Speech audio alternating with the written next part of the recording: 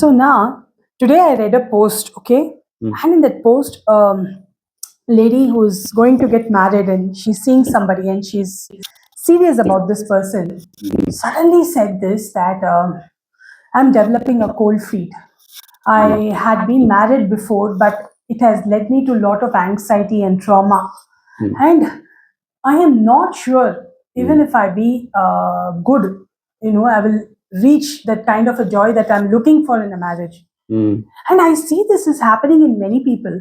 Correct. Absolutely. So, why is it like divorce as a thing? When I see a lot of social media page, people do this hullabaloo about divorce, who it's really bad and stuff. Is there any way where the simple clarity can help people who are watching this to actually develop that sense that yes, they can restart their life? Okay. Let me answer this in, I think, 4 parts. First and foremost, it's absolutely critical to understand that this is exactly what is to be expected. Why? Because somebody has been through huge, major trauma. Imagine you ate some food from a roadside thela wala, and you develop food poisoning. Next time you go across and try to eat food like that, not even the same food, not even the same thela wala, just food like that, your body will tell you no. Yeah. And if you still eat it, you would have developed not food poisoning but an allergy. So your body is trying to protect you. Right now, the example that you've given is the mind. The mind is trying to protect this person. Hey, you went through a marriage and that did not help you. Please stop yourself. You're getting into the same situation again. That is what the mind is saying. So this is natural, normal, and I would say you should not ignore it.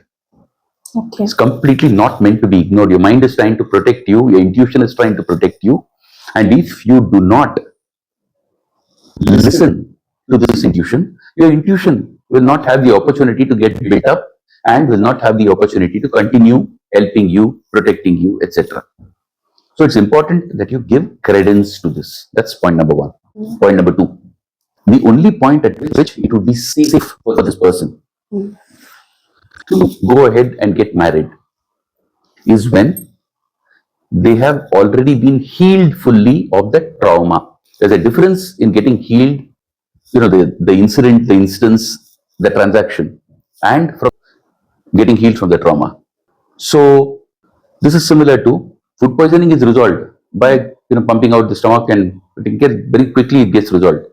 But the allergy that comes up as a result takes a lot of effort, a lot of medication, and a lot of therapy also, mental therapy, psychological therapy, for it to completely go away.